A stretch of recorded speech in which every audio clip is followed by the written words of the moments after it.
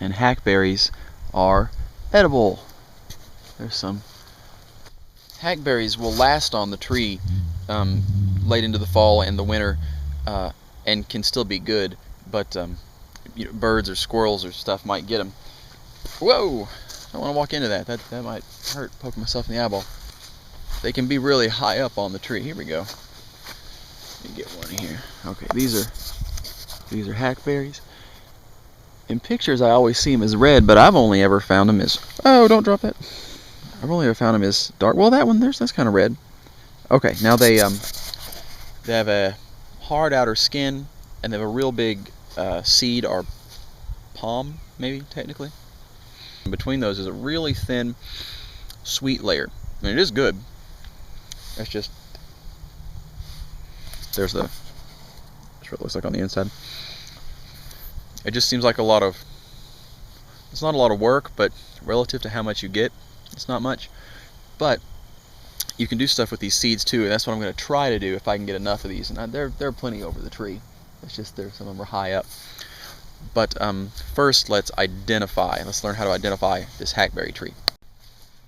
Okay, it is a tree-sized tree, and the bark will have these warty protrusions. It's a real warty tree, and there'll be smooth parts too, but you should see these warty, like, exfoliations.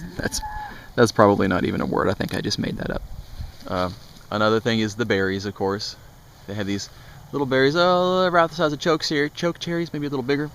And the third is the leaves. The leaves are a real easy giveaway. They're alternate. They go back and forth, and they're asymmetrical at the base. So see how on this side the bottom of this leaf comes out lower than over on the other side. It sort of dips down on one side, on the other side it just goes straight up. So asymmetrical leaves. If you got a warty tree with asymmetrical leaves and these little berries, it's probably a hackberry. Hey there, cows. These are my hackberries. They are more red than I remembered. This is my high-tech foraging bottle. I recommend Faygo original grape bottles for foraging because that's what I had in the cab of my truck that I haven't cleaned out. Depending on who you ask, hackberries and sugarberries are the same thing, or they're variations of the same species, or I think some people say they're a different species. I'm not sure. Luckily for us, that doesn't matter. If you see this, you can eat this. Cows are keeping me company. Now look up here. There are a ton, now that I found the right spot on the tree. Unfortunately, I can't fly up there and get those, but I can see how this would be a good abundant resource. You can do stuff with the seeds. That's what we're going to try to do. I had read that pioneers, as they passed through going west, whenever they found a hackberry tree, they would stop and gather them all up, and it would be a real survival food. Making progress. Mr. Cow. Oh well, Miss Cow, ma'am, sorry. You've really got to test out your survival stuff for zombie survival. It's not enough just to know in your head or from reading on the internet or a book that you can get hackberries, or you can eat some plant, or you can make a tent out of sticks and build a fire with rocks and a mean look. You've got to test the stuff out, because we can fall into the illusion of knowledge where we think that we know something. Isn't that right, Miss Cow? That's right. Yeah, you agreed over there. You have to, it's one thing to know in a book that you can eat hackberries, but it's another thing to know that you know where the tree is, and you know when the berries are on the tree, and that you know that you can reach up and get them, and you know how long it takes to get a sizable amount. Oh, you're here for a better view to my lecture. All right. And to know that you know how to process them to make them edible, and you know what they taste like, so you know you'll eat it.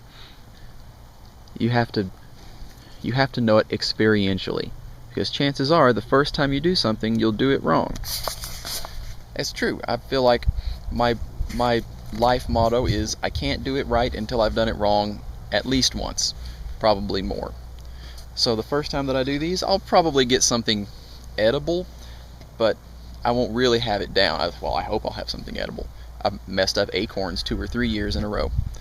So you have to experience and know experientially that you can do it. It's not enough just to have read it in a book and know that theoretically you can do it.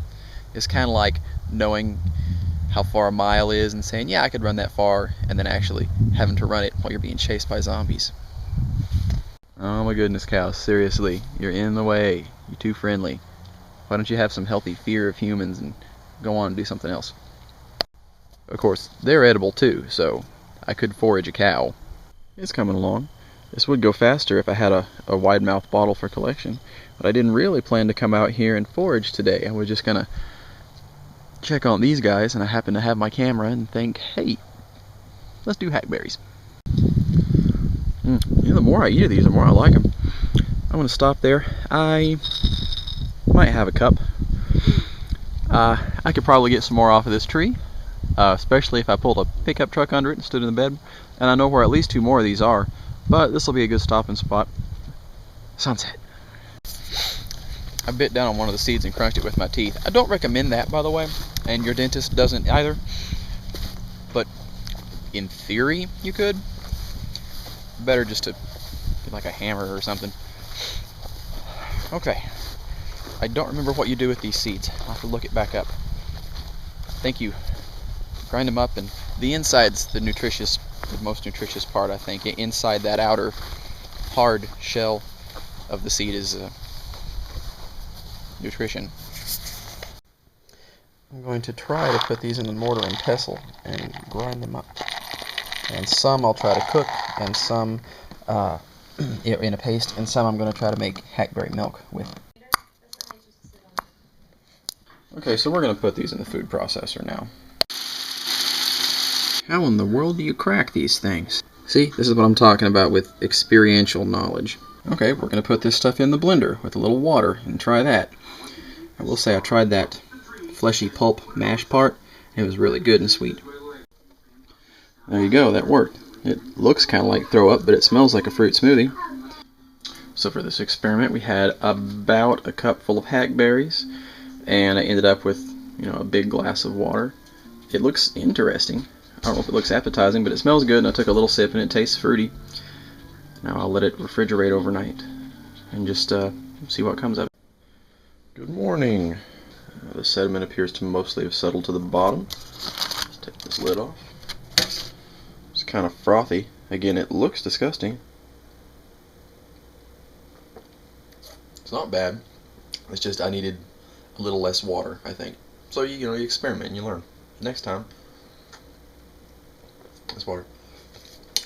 Still kind of foamy in my beard hairs. Not too bad.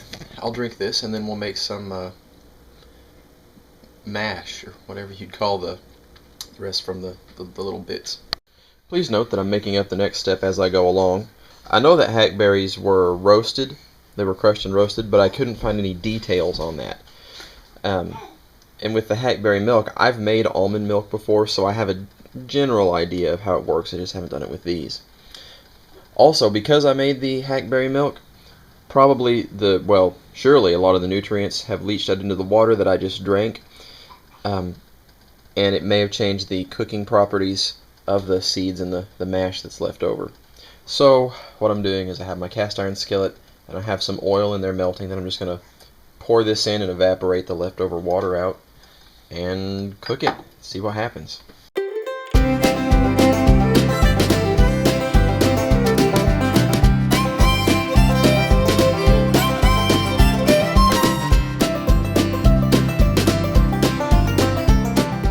So here is my hackberry mush, the roasted hackberry pulp and seeds, and it smelled good cooking. I have no idea if I should cook it like this. They're edible raw or cooked, and I think the taste will probably be not as strong since I left it in the water all night, but let's try it. I wasn't expecting how sweet it was. I look at it and I'm thinking, I don't know what I was expecting, but I wasn't expecting the sweetness, which is nice. The texture is kind of like grape nut cereal, and it has some more mushy parts. I probably could have cooked it a little longer and got a little more moisture out, and the pulp of the fruit. I mean, it's not my favorite. It's a weird combination, this nutty, fruity taste. It's totally edible, though. I'm not sure what you would put it.